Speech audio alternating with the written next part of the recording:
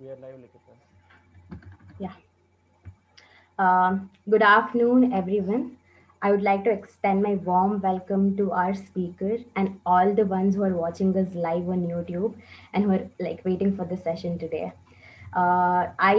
Before going to anything else, I would like to give a brief about what we did in our Breast Cancer Awareness Month. Since all of you are aware that October is called as the Pink Month, which is Breast Cancer Awareness Month, so we planned on having an event called as I Can Survive. So this event was split into different phases, 3 to 4 phases. The first phase being all of us, like few of the members from Rotary Club of Yelahanka volunteered and went to an Anganwadi, which was located in Devnali, and we had a session with them and taught them how to examine themselves. So we also had an Ayurvedic doctor who accompanied us. So this was the first phase of our event. Secondly, it was infographics where we made people aware about what breast cancer awareness is and we taught them how to self breast examine themselves. And we also had our very own members doing a self breast examination video, which is put on our YouTube channel. So the ones who have not yet watched it, please give that a watch. And thirdly, it is today, that is the speaker session. And we have an amazing person right away here with us today. So without delaying it for any more time, I will now request Rotractor Devi, our secretary, to go ahead and welcome our speaker for the day. Thank you, Likita. Good afternoon, everyone. It's an absolute pleasure to introduce our speaker for today. Ms. Nirja Malik calls herself a cancer conqueror, not a survivor.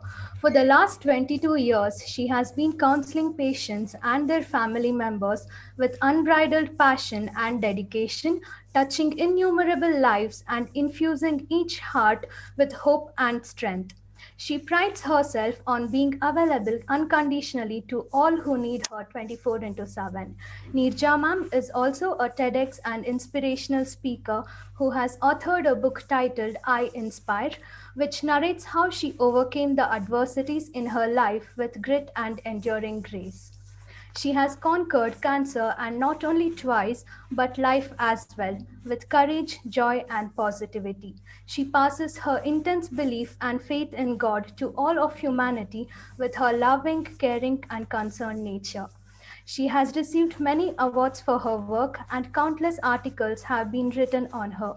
Few of them are Woman icon Nirja Malik, cancer conqueror and counselor, Let's Talk with Vinay, Be Like Nirja, and many more. I welcome you, ma'am. Thank you. Thank you so much. You know what infuses enthusiasm in me when I address myself to young things like you? And why do I say young? Because you people have the power to change what we were trying to do for the better.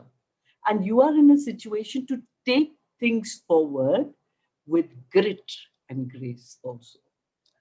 I'm so proud to hear about the wonderful things that you people have done. You have gone about this campaign on breast cancer awareness with great systematic timing. And what I'm very happy to do is that on the last day of October, I get to spend it with you. And that is really giving me a lot of joy. And I'm so glad to be here with all of you today.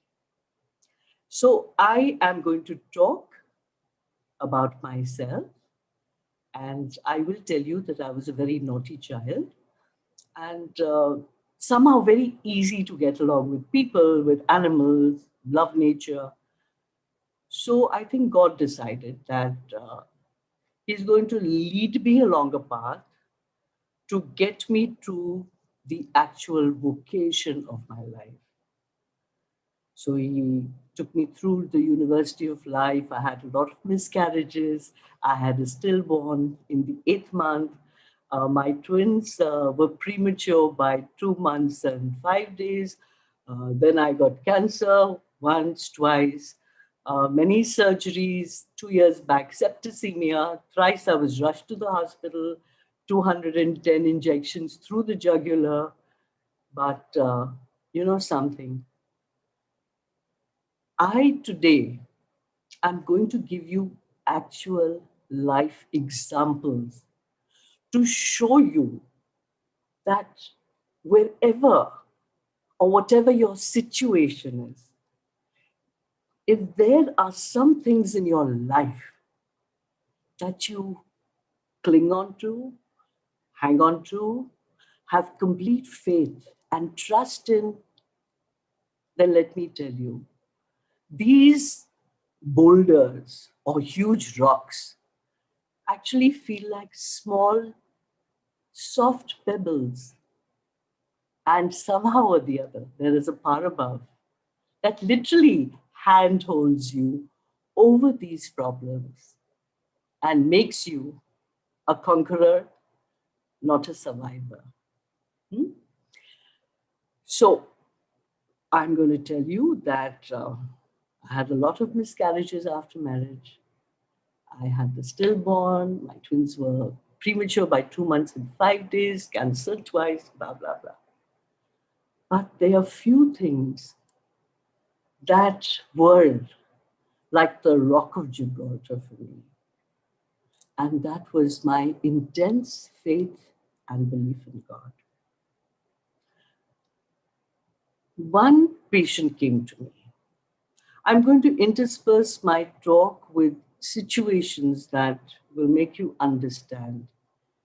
And when I talk, it's not only about how to cope with and face cancer, but these things happen in all our life. So the little tips that I'm going to give you are going to be useful to you as you are today, the youth of India, into becoming young adults, older people, and then leaders of our country to lead us forward to greater glory, step by step by step. So this girl, she was a cancer patient, and she came, she sat across my table, and she burst into tears. She didn't have a leg, but if you saw her, it looked as if she had just stepped out of the Vogue magazine. Beautifully done hair, lovely nails, absolutely classy. And then she came and she sat in front of me and she wept. So I said, "What happened?" She said, "You know something? Every time I get pain here, I get pain here, I get pain here." And she touched practically every part of her body. And she said, "I feel that it has come back. I feel the cancer has attacked me again." And she was crying. So I didn't know how to, at that precise moment, stop her, help her. But I firmly believe that there is a greater power. So I told her, I said, "You know something? I'm so glad you've come today. Because had you come tomorrow, I wouldn't have been able to meet you." She said, "Why not?" I said, "Because I'm going to Bombay." She said, "Why?" So I said, "Do you see this?" And there was a lump here. She said, "Yes." I said, "Well, I went for a movie. अब movie देखने जाओगे तो coffee and popcorn is a definite part of the package deal. And when you're eating the popcorn, it falls. And when it falls, you brush it aside." So guess what? I was brushing it aside and suddenly I felt a lump. And I showed it to her. I said, "Do you see this lump?" She said, "Yes." I said, "Well, I'm going early tomorrow morning to Bombay, to Mumbai, as it is called now, to get a surgery done." Now, if she was crying earlier, she actually became hysterical. I said, "What happened to you?" Now, obviously, she knew all that I'd gone through. So she narrated to me everything, my broken bones, my surgeries, my diagnosis, my chemotherapies, my miscarriages. She had obviously studied everything. And she wept. And I said, "Why are you crying now?" And she said, "How unfair." So I said, "Unfair for who?" And she said, "Unfair for you." I said, "You're crying for me?" And she said, "Yes." And I said, "I'm not crying for me." That is when a tube light struck. And this is the example I gave her, which I want all of you to remember forever. I said, "Look, the only two things that I am sure about. One, and I touched the extreme side of my huge table.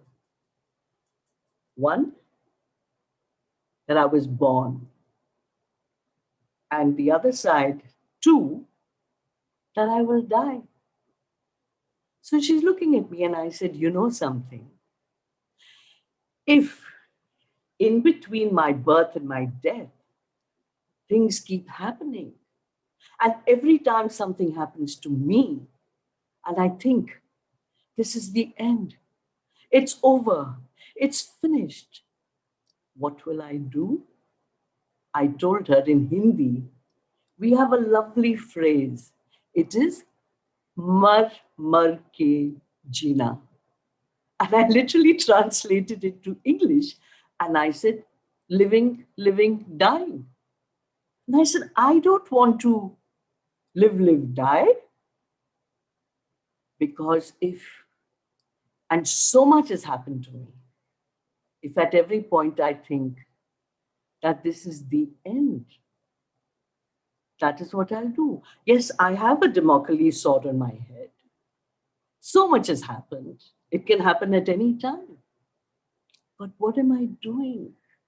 I am not wasting any time on what has happened or what will happen.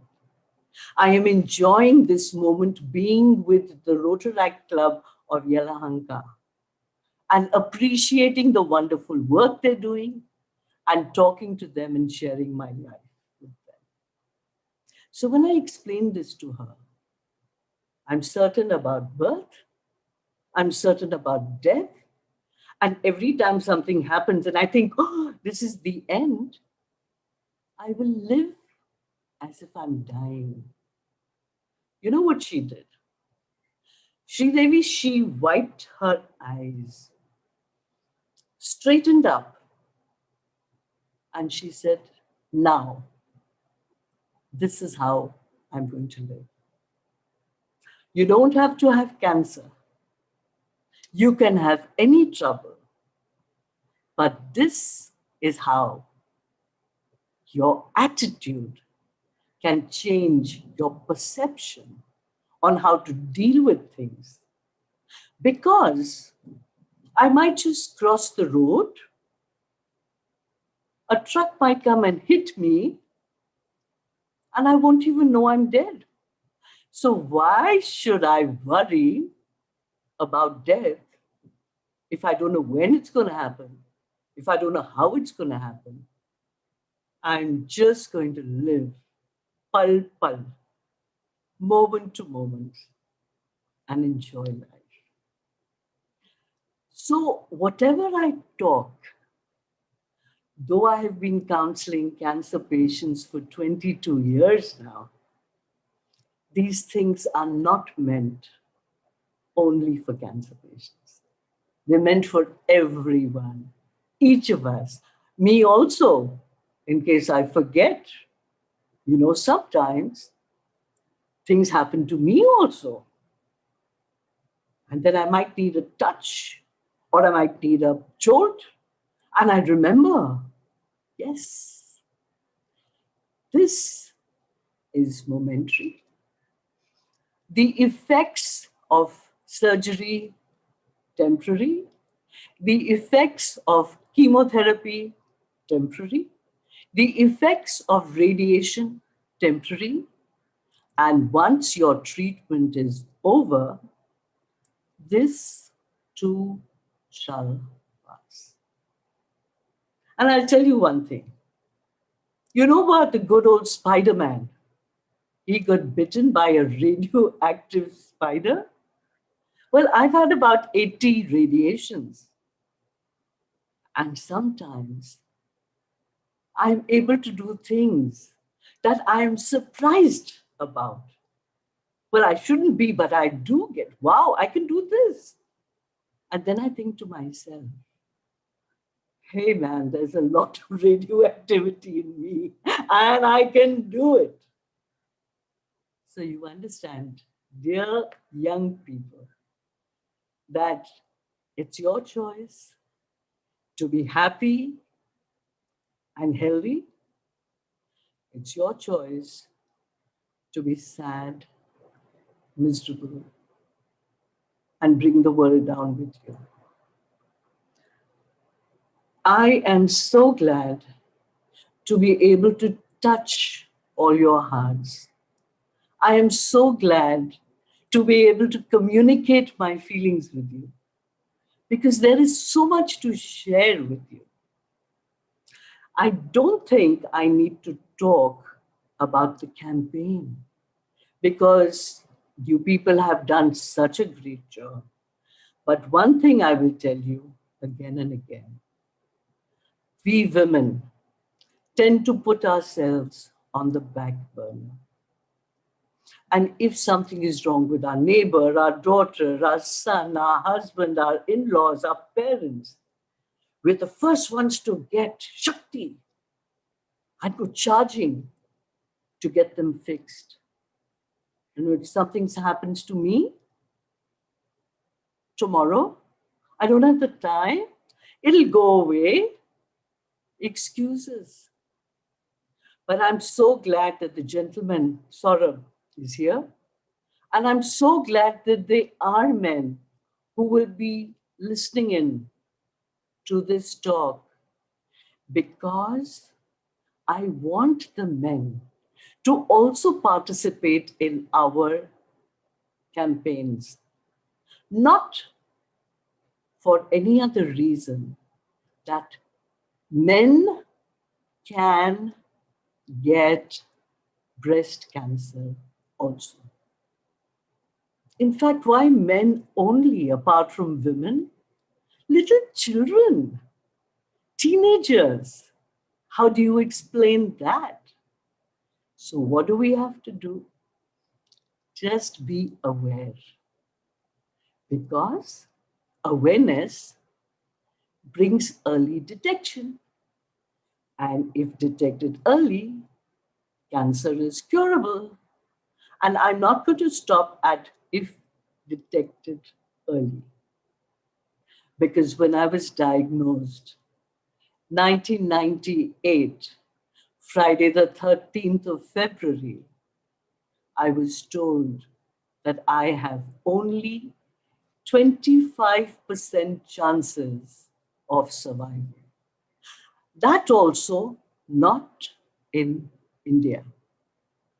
They said, please go to France, go to America, because there in 98 they had started doing stem cell research. And you know what? I cried. I cried a lot. Not because I was scared of dying, but because my twins were only 7 years old. I didn't want to leave them, which is good because guess what? My sister in Mumbai, whose house this is, and my cousins in America got the doctors in Bombay, connected to the doctors in New York, and they came to the same conclusion that whatever treatment was going to be done for me in India is the same that they would have done there. So, why I have digressed a little is that I want you to understand that we don't have to go anywhere in this world. we can be in our own country and get the best treatment. Because all our doctors, young and old, have contacts abroad, have studied abroad, make frequent trips abroad to keep up with the latest advancement in science and in medicine and in the diagnostics and in the machines that help us. So, do you know what? In 1998, I had a surgery.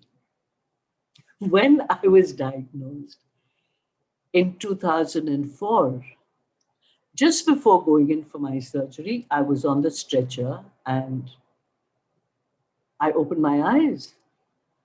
And I thought that I had passed on because I felt that I was part of a science fiction movie. Because there was someone looking down at me through binoculars attached to the face. But the fright of my life. And my doctor, Dr. Vijay Haribhakti from Bombay, said, "It's okay, Nija, it's only I." And I said, "What are you doing?" He said, "I'm doing a microsurgery." So you understand that from 98 to 2004, surgery became microsurgery. Let's talk about chemotherapy. The first time I vomited and puked and was very unwell. I was given a medicine called Amset.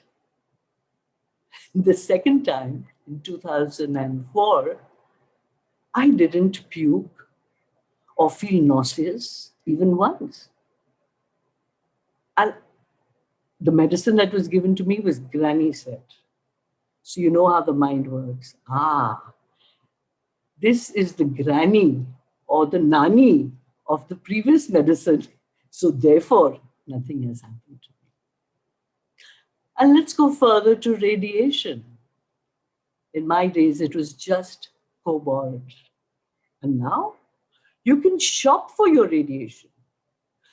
You can shop till you drop because the rays are simulated in such a fashion that apart from getting to the bed of the tumor, they go up, they come down, and only affect the bed of where the tumor lay. Whereas in my case, the cobalt rays are straight and they go through not only your breast, but to the organs behind in your chest, the heart, the lungs. So the second time they did a solid heart test, a cardio test for me. Why? Because they thought that the radiation, the chemotherapy had lowered my capacity to go through everything again. And just before I went in, I told the doctor, I said, "Hey, I've got a good heart." And she came out and she said, "You've got a good heart. You can manage the chemotherapy and the radiation once again." So, see how beautifully we have progressed. If someone starts crying, beads of sweat appear on their forehead, and you ask them, "What is the matter?" And they say, "Cancer." That was understandable 50 years back, 100 years back, but no way now. And at the same time, I will tell you, never give up hope. There will come a time when we'll walk into a chemist and ask the chemist in his shop to give the medications for a prescription for cancer. And we will overcome it. So remember that we are at a stage in life where there is so much of progress. Diagnostics, it's fantastic. PET scans, The MRIs, the CT scans, they are able to pick up things. And it's a wonder. So, what do I tell my patients? Three things, definitely. One, think of cancer as only a word, nothing more, nothing less. When I talk about a cell phone, do I break into beads of sweat? Or a chair, a laptop, a table? No. Cancer, it's a word. It is we who are burdening the word cancer with our own feelings, with feelings that have come down from generation to generation. But if you look at it, things are so different. So they gave me 25 chances of survival in 98. I wept. I definitely did. As I told you, my twins were only 7. Suddenly there was enlightenment. And I said, did God come down and say that your days are numbered? Did he say, ulti ginti shuru kar? No. I wiped my tears. No more tears, Baby Johnson shampoo. And I took a determined decision, drid nischay, to live for my twins. God is great. They are 30 now, and I'm still here to tell the tale. God is great.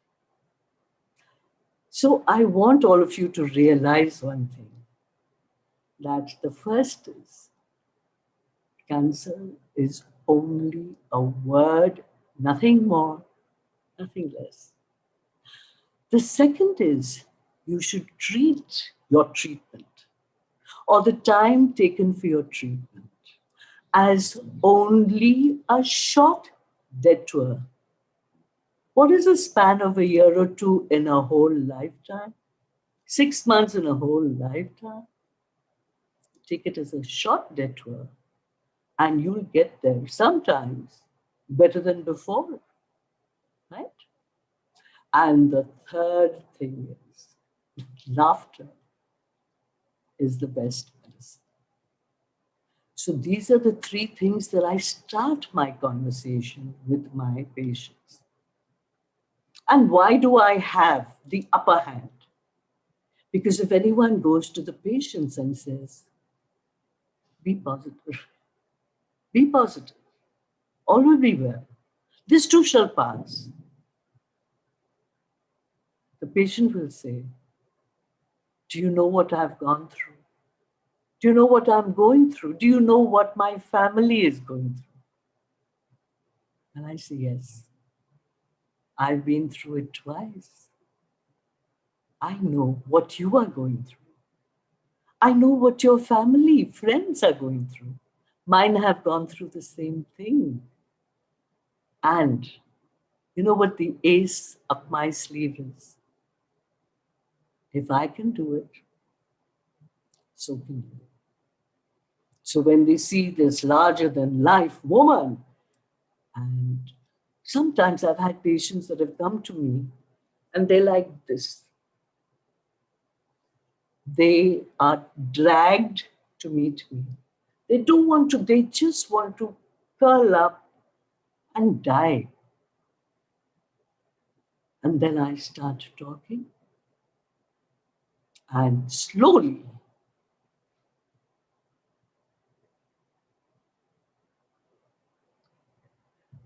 their entire demeanor changes.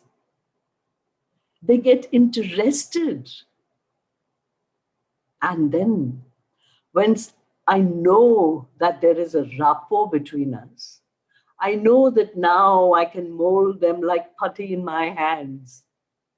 I tell them, quickly finish with this treatment and quickly join me.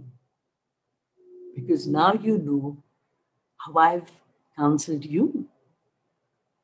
And imagine if each and every person that I have counseled, and there have been uncountable plenty, thousands, millions, and you go and counsel the others.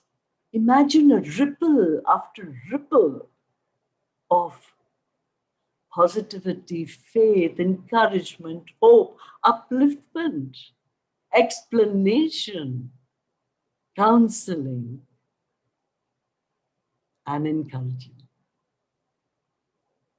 Always remember there is light at the end of the tunnel. And we are there to take people towards the light because we have been there.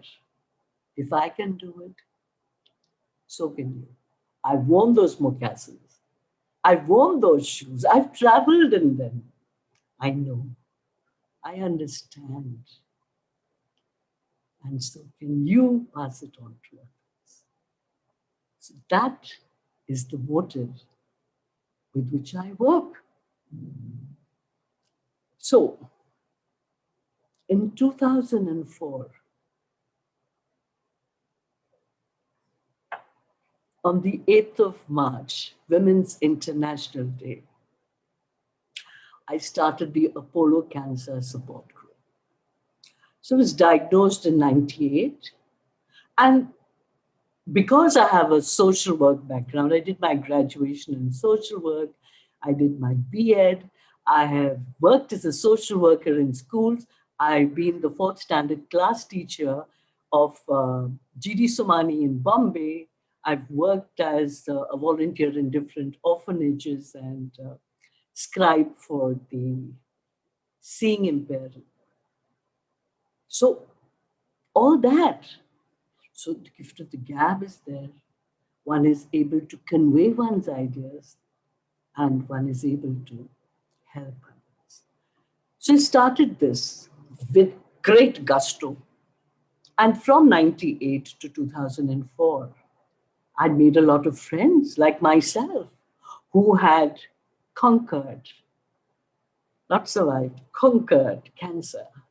And we used to meet maybe once a month and enjoy ourselves, have great fun, solid laughter sessions. So I said, wow, I've got 20 people, 20 women. And guess what? Within a week, only 6 of us were left. Not that the others kicked the bucket. So when I got into the matter, I said, what happened? And they said, no, Nirja, when we come there, this is the room where I was diagnosed. This is the room I had chemotherapy.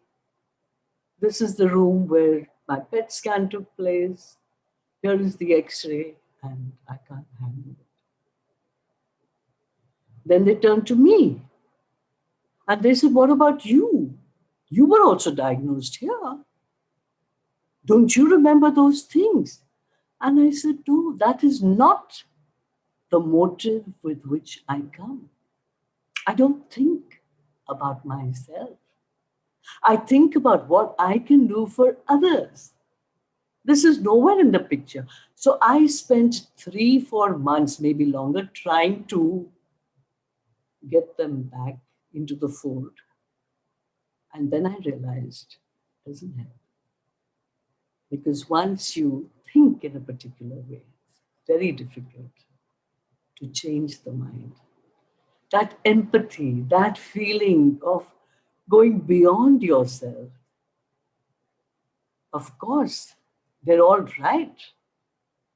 Because if one feels that no, I would rather not. There are a lot of us who feel that no, I wouldn't want everyone to know I've been through it. And no, when I come here, I get depressed. It is absolutely valid. They're not wrong or abnormal in thinking that way.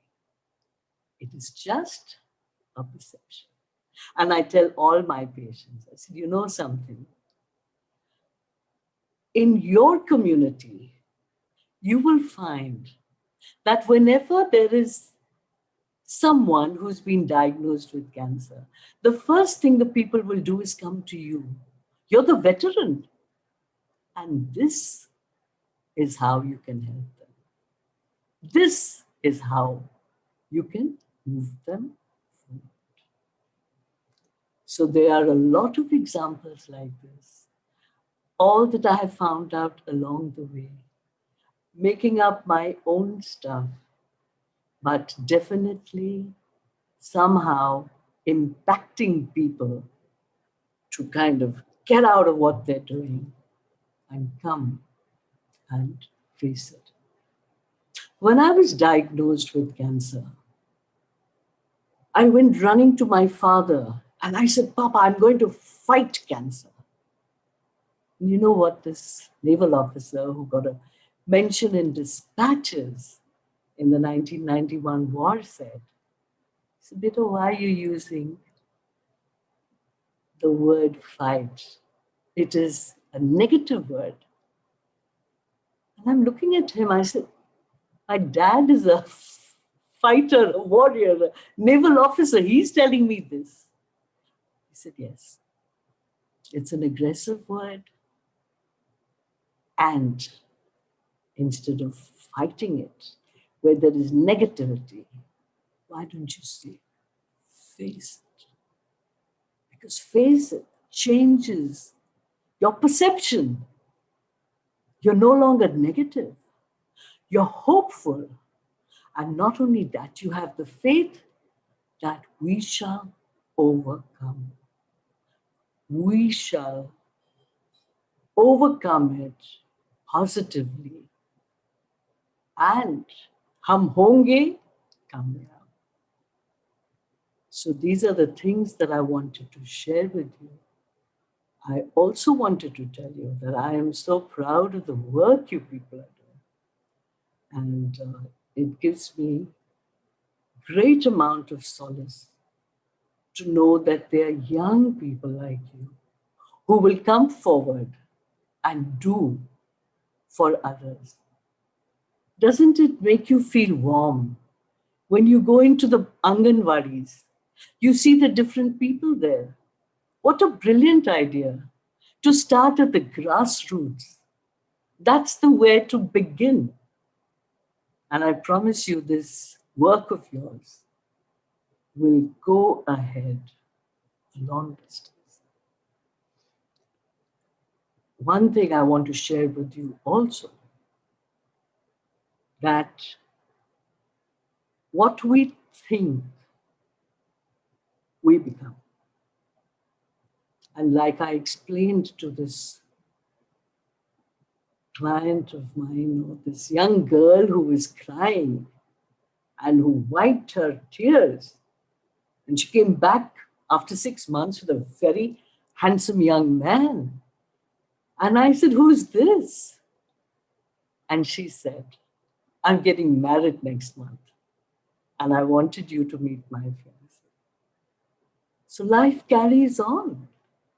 I know so many people who've gone through cancer, have children, and they are living full lives. They are as beacons of hope for others. They are living examples. And that is what makes a difference. That in your own sphere, whatever you do with passion, with dedication, and move on regardless. Sridevi, you have to stop me if I'm talking too much. You must tell me if you're running out of time, and I can keep talking for hours, for days actually. So please remind me. Sure, ma'am. So there are certain other thoughts that I want to share with you. Simple things like every day, in every way, I am better and better and better. Now, if all of you just say it every day, in every way, I'm better and better and better. Wow, it gives you josh, gives you boost. What about this other thought? God says to us, when I am here, why fear?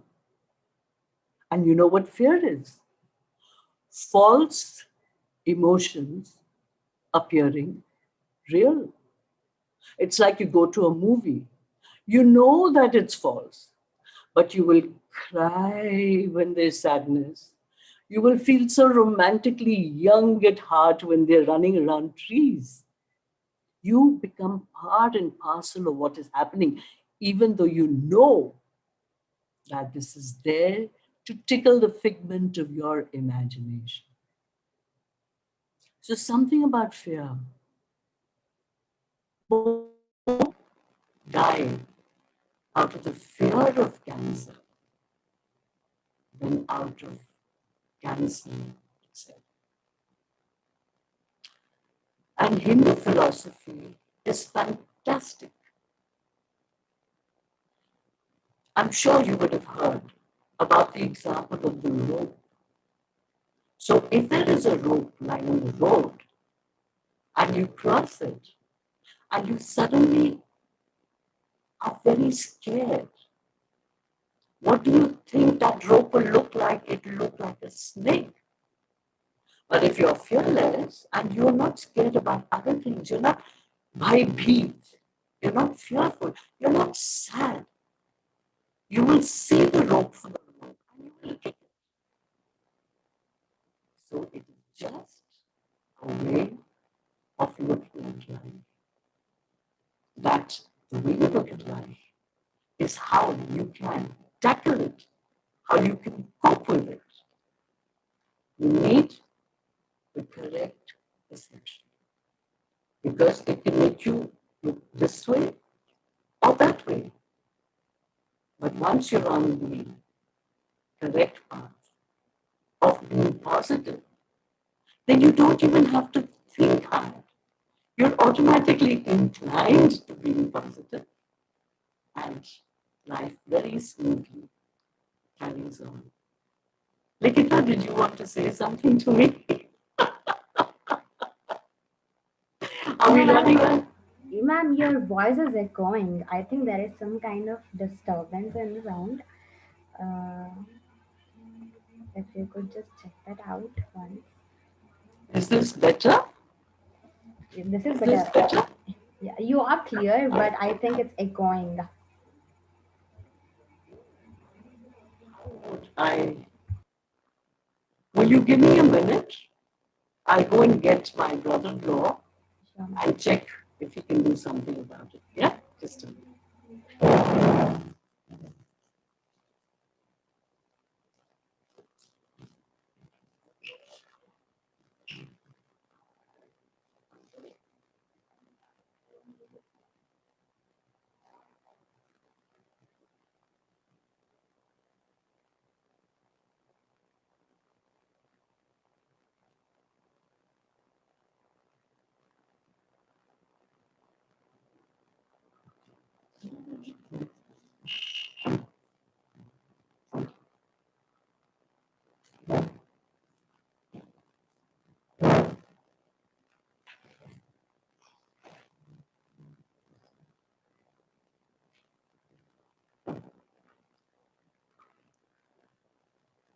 Give me a few minutes, dears.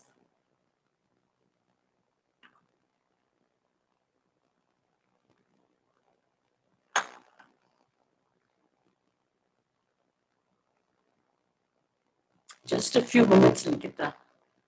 Just a few minutes. Poor guy was sleeping.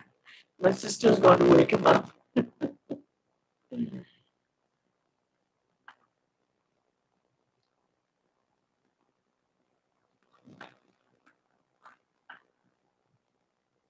So, Saurabh, you can tell me the voice is clear, The voice is but clear, but there's some voice is breaking a little bit. the voice breaks. Yeah.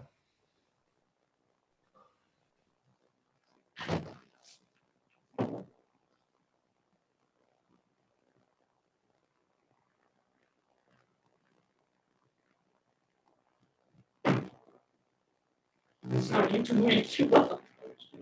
Yes, yes. They said that the voice was okay, but there seems to be some echoing. And I wonder if I should use this because today I made it a point to like throw my voice in here. Should I try it with these? Okay. Yeah, now it's clear. Now it's clear? Yeah. Oh, very good. Okay, great. That's wonderful. See? The touch of the master. I won't bother with this. Yes. Is that fine now? Yes? All right. So let me let you into a secret. If you people have seen the three Dhooms and Bhag Milkha Bhag and Jodha Akbar and Lagan, he's the guy who does the computer graphics, changing the motorcycle into an underwater vehicle and vice versa. So this is the man. His name is Pankaj Khanpur, and he's my sister's husband and the one who set up this whole thing for us. So should we continue? How much time do we have? We have 15 minutes more, ma'am. We'll take question and answers. Sure, whatever you wish. So we have live audience from YouTube and they have few questions. I'll read it out for you. Here's a question from Nidishri Kumar. Hello, ma'am. How did your children cope up during this difficult time? They were just 7 years old, and it would be hard for them to understand your difficulty and pain at that age and maturity. What a lovely question. You're absolutely right. So when we were coming home after being diagnosed, my husband and I turned to him and I said, "Oh God, I have 2 lunches to go to. So will you ring up this friend of mine and say I'm not coming for lunch, and I'll go home and ring up the other one." So he did that. And obviously she asked, "Why isn't she coming?" And he said, "She's got cancer." I turned to him and I hit him hard on his shoulder. I said, "Why couldn't you have said I've got a stomach upset?" Now, see, why did I say those things? Because I hadn't had time to deal with it. I'd just been diagnosed. We'd been running around doing tests. We got into the car. I wanted to rush home before my 7-year-old twins came back from school.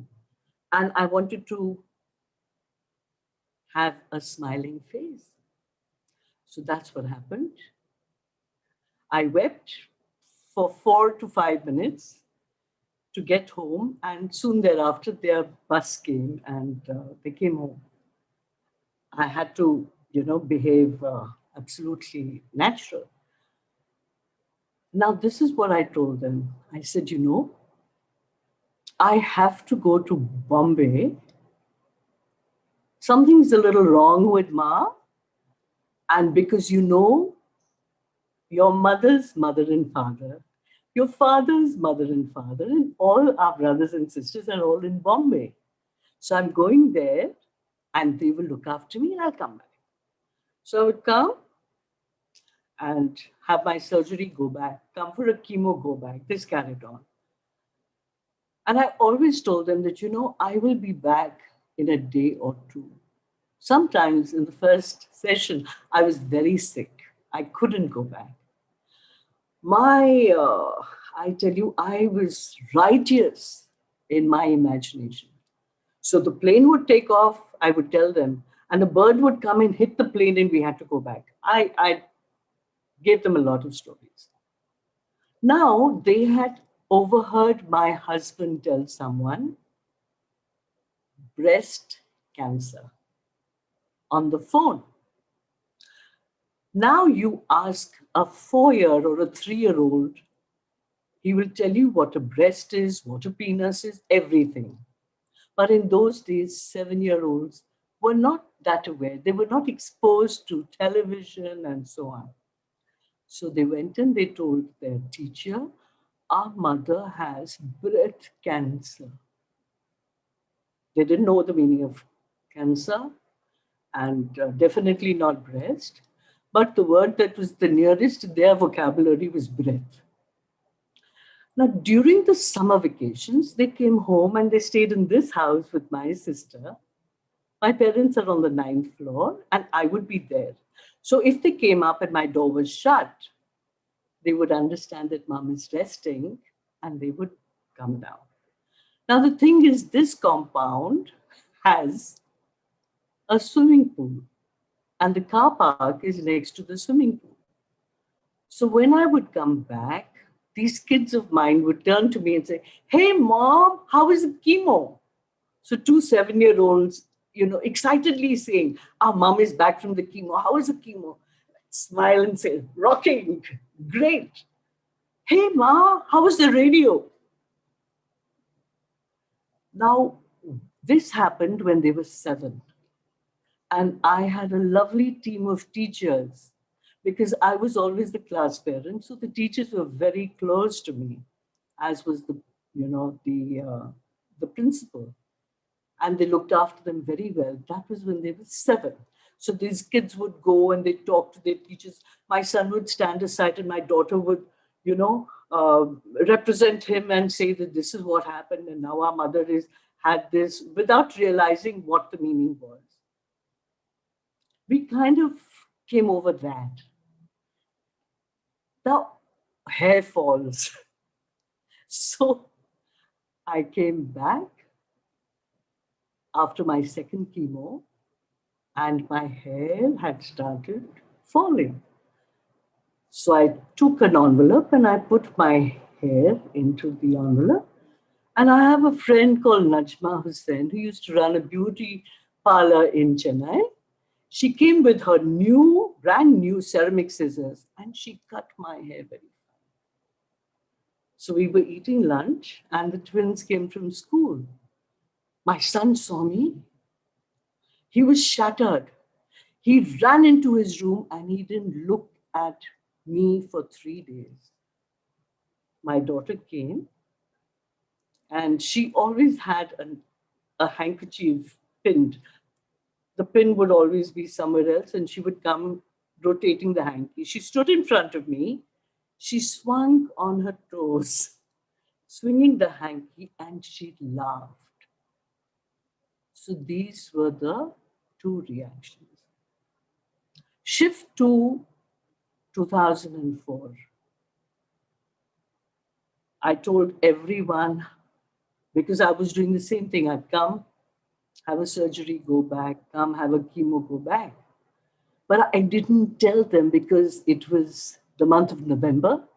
They had their final 9th standard exams. So I told them something that my family was, we have Bhushan reunions. My family is coming from all over the world. And I'm going to Bombay because I want to make a website. And I want people from America to give me lots of money for my NGO so that I can treat cancer patients. So first they said, why can't you just go after our exams? Now they're 14 or thereabouts. And I said, I can't get a web page made in Chennai. And I want these people, they're coming in December. I want them to get the money so that I can utilize it. I need to tell you here that my daughter overheard my husband. And by now they could make out, they were familiar with words like nodes. So she called me up and she said, Ma, is everything all right? And I said, of course. And she said, no, I heard nodes. And are you sure you're telling us the truth? So I told her, I said, it's happened. It's not a spread. It's happened many years later. This is a second primary. It's not a secondary. And that just as I got over the first time, I'll get over it again. And she turned to me and she said, oh, you mean you have to wait for 5 years? And so what do you mean? You have to wait for 5 years to become a survivor, Ma? And I said, well, I will be a double survivor. I would be a double conqueror. She understood. But you're right to ask that question because my son was very angry. He was very upset because he felt cheated. He felt that I hadn't told them the truth. And I explained to them because after she spoke to me, I called him up and I explained the whole thing that, listen, it is because of your exams. I didn't want to worry you. In fact, my daughter used to study in the middle of, she would wake up at 2:30 to study. And my son was very conscientious. He would study early hours of the morning, and by 10 at night, he would be asleep. So they were, totally different. So when I was going in for my second surgery, the nurse said, we're going to give you some compose and things. I said, I can't have it. She said, why not? I said, because at 2:30, I have to ring up my daughter to wake her up so that she can study. So he took quite a while before I think he forgave me for not telling the truth. And now when I talk to my patients, I realize that all these examples that are happening in my life are there for me to understand and to pass it on. So the first thing when they have small children, I say, whatever it is, in your own words, very gently, using similes, explain to them that you're going through tough times, but this too shall pass. And that is the first thing I tell parents of young kids. Please share. Because when you're sharing, you're on the same page. You're not having a facade. You're not enacting. You're helping each other face it together, not fight it. Thank you for the question. Lovely question. Uh, ma'am, ma'am, I have a question. Yes. So, yeah, all the treatments are expensive. There is Mhm. nothing that comes for cheap. But I just wanted to know, are there any programs or services or any associations which offers to help patients who have breast cancer or any cancer? Because not everyone can afford it. They are like in Bombay, we have the Tata Memorial. In Chennai, we have the Adyar Cancer Hospital. So these collect funds and they do a lot of treatment for free or for subsidized rates. And earlier, there were more people, but now I'm afraid, with all the troubles going on, that it's very difficult to find someone who will give everything. And another thing, Likita, I really want to tell you is that when I founded Sahayika, which was in those days, it was meant for the treatment of cancer patients, mainly children with blood cancer. And we realized one thing, my friends and I, that if you do it for free, then they don't even come back for the second chemo, which is good for them. You understand? It took us a while to understand that. So then we would give them a hefty, we would pay for their treatment, but we would ensure that they felt a pinch at least this much so that they felt the value for money and they felt that they had to bring their children back for their treatment. It's a very strange world, but we came to realize that also, that on the one hand, you do free treatment, and on the other hand, you need to, because they're not clear, they're not educated, and whatever you tell them, it's for your good, you need to come back. They would slip up on that. Yes, it is difficult, but I will tell you one thing. You have foreign medication and you have Indian medication. Places like, you know, we go with the Indian. It's much cheaper. And what do they say nowadays? Vocal for local, right? So this is what I can tell you. Places like Tatas and Adyar, definitely Adyar. If you don't start a treatment with them, they may not want to take on a case. So it is best to go to these. And let me tell you, the government hospital in Chennai, the government hospitals are very good. There's so many people that I have counseled from there. Their treatment is equal to the best hospitals. So please don't shy from going to a government hospital. Please don't, because the treatment there is just as good. But yes, it is a strain, and there are people who sell property, who do a lot of things just because they don't want to leave a stone unturned.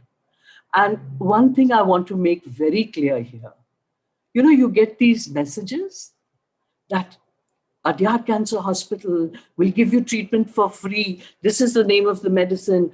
Please, I want to make it very clear that these are fake SMSs. They go viral. They're fake. Please, because some people read these and they sell everything to come to Chennai.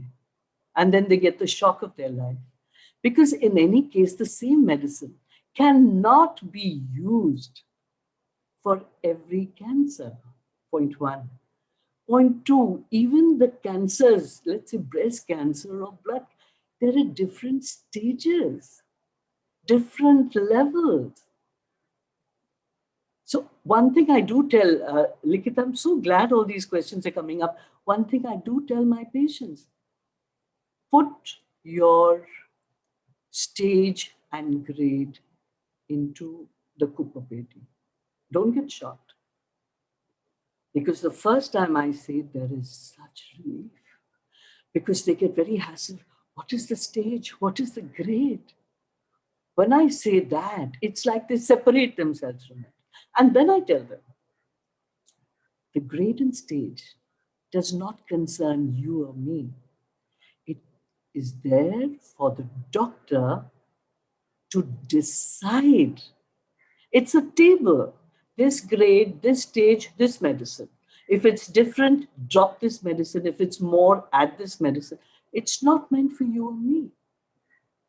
And they listen and they feel relieved. And then they leave everything in the hands of the doctors, which should be the, because I always say, doc is God and God is doc. That's a lovely question. And I wish it was cheaper, yes. But one hopes for the best. And the government hospitals are doing a great job. The doctors there and in other hospitals are dedicated and passionate. Apart from being fantastic medical practitioners in the field of oncology, they are also very humane. That is what makes the difference. Yes. Thank you, ma'am. We have one question from Kavya Shri. She says, "Hello, ma'am. How can we make people strong initially when they get to know about the cancer?" Uh, Kavya Shri, I would love to talk to you. First and foremost, let us not be scared ourselves. We have to be firm in the belief that we are there to help others. You know, I went through a phase when I said that the only people I want in my support group are those who have gone through cancer. When I found that they were not, that was not happening, then I said, okay, I want people who will come and help me, but those who have experienced some family member who's gone through cancer. That was also not happening. One gentleman came to me and he said, "Ma'am, I don't know anyone who's gone through cancer in my family. I haven't gone through it, but I want to help." And for a minute, I stepped back and then I said, "Wow." And I said, "Please join me," because the men would find it easier to talk to men. And came a time after many years, he was a wonder. He left Chennai and went to Kerala. And he set up his own support group. And he said, "I have followed exactly what you did." And that made me so, so, so delighted, so fulfilled. So, Kavya Shri, if you are interested, please get my number from Likita, Sri Devi, uh, Gayatri, and get in touch. I would love to show you the way that just by being an empathetic human being, you can do wonders to the others. You don't even have to say very much. Just convey to them with vibrations, a touch, a smile.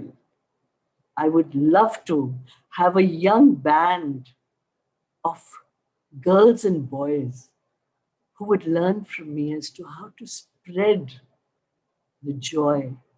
Now we are spreading the joy of awareness for prevention. But you're right. Mostly I talk to people who have been diagnosed and how to help them overcome and cope with everything. So please get my number, get in touch, and maybe I can have, now everything is online, maybe I can have a session or two and, express myself. It's very simple if you have a correct intention or motive. And if that is what you're meant to do, I bless you for it. God bless. Thank you, ma'am. We'll take one last question. It's from Grace. The question is: in that difficult moment, who motivated you? Is the question. And how did you get motivated? Lovely. Grace, I was very lucky to be born in this family of God loving, not God fearing people. So, my mother, two things. She always said, whatever happens, happens for the best. And when I was a little kid and broke my wrist and fell off a tree, or the sailing boat capsized on me, or I fell off a horse, I would say, what is the good in this? But I realized that in my passion, my dedication, whatever has happened to me taught me how I can help others help themselves. Fell off a tree, my father said. Fell off a horse, my father said, get on right now. And I said, no, I can't. I'm hurt. And he said, get on right now. And I thought to myself, this is the cruelest man in all of the human kingdom. But that helped me later on, because when I had a serious scooter accident, I was riding it and someone was coming from the wrong way, crashed into it, landed on the car, slipped down, hit my head, was unconscious. I was able to realize that everything that happened to me, including cancer, broken bones, etc., I was able to learn from them and pass that learning on to others. So my mother said, everything happens for the best. And she also said, look for the good in everyone. She and I were having a talk last night upstairs, and this is what she said again. And it's so joyous. My father, he said, what I explained to you, face, don't fight it. And every time I went for a surgery or a chemotherapy, he would just put his hand on my head and say a mantra, and I would go fortified. So, faith in your God, trust, faith in your Guru, the support of your family and friends, and the faith and trust in yourself that yes, I can do it. These are just testing times and I will overcome. This has been given to me because I have the capacity to face it, to overcome it. And I have a deal with the one above. You've given me this problem. It's your problem to give me the solution. I'm free. And if I'm made in the image of God, then I have to be happy and healthy. Ensure that that gets done. And let me tell you, our hands are healing hands. Reiki, when something happens, we hold it, we hold it, we hold it. What are we doing? Unconsciously, we are applying Reiki.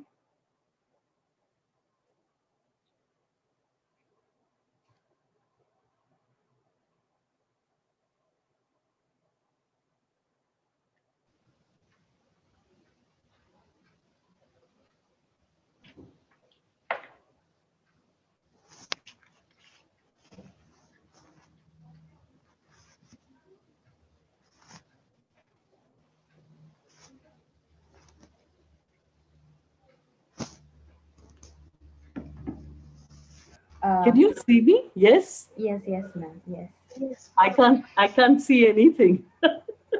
Oh, we can still see you. You can see me, so I can keep talking if that's okay with you. Yes, ma'am. Yes. Yes. Yes. So, Sure, ma'am. okay, so that is what I was saying. That everything is that I tell God, you give me the problem, you give me the solution, and I'm free.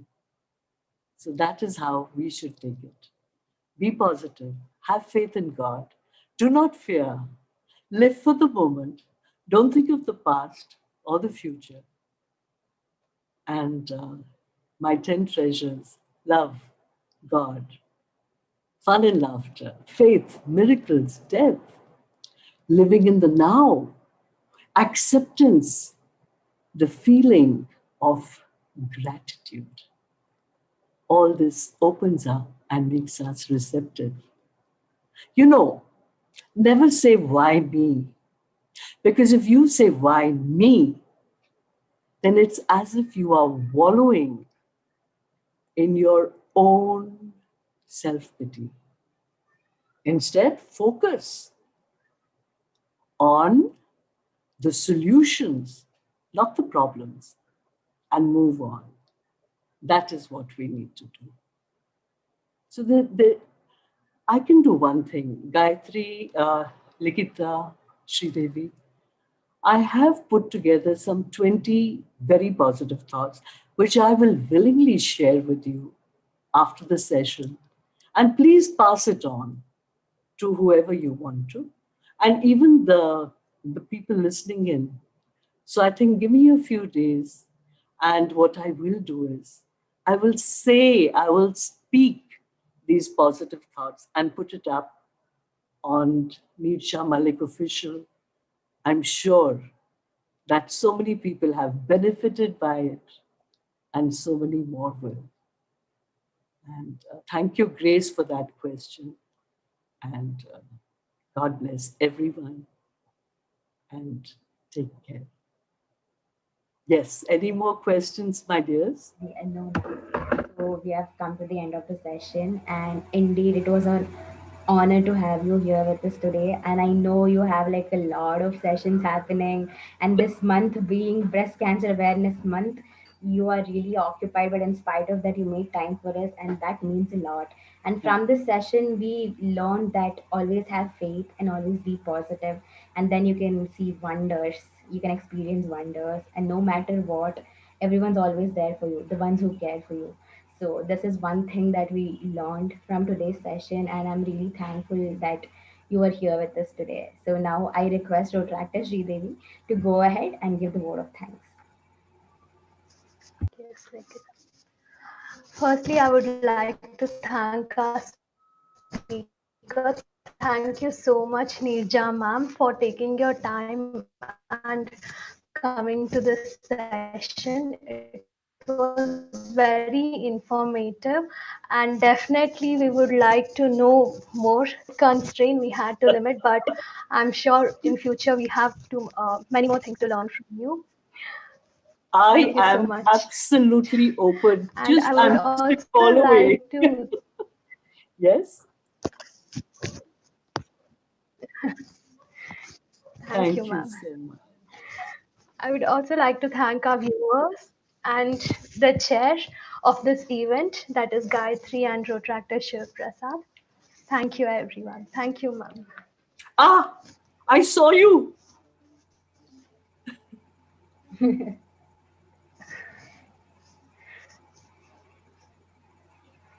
I can't hear you. Can you hear me? Yeah. Can you hear me? Yes, ma'am, we can I hear can hear you. you. I can hear you now. Wow. Yes. Good to be back.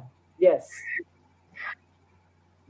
Thank you, ma'am. It was absolute pleasure getting to know you and having you.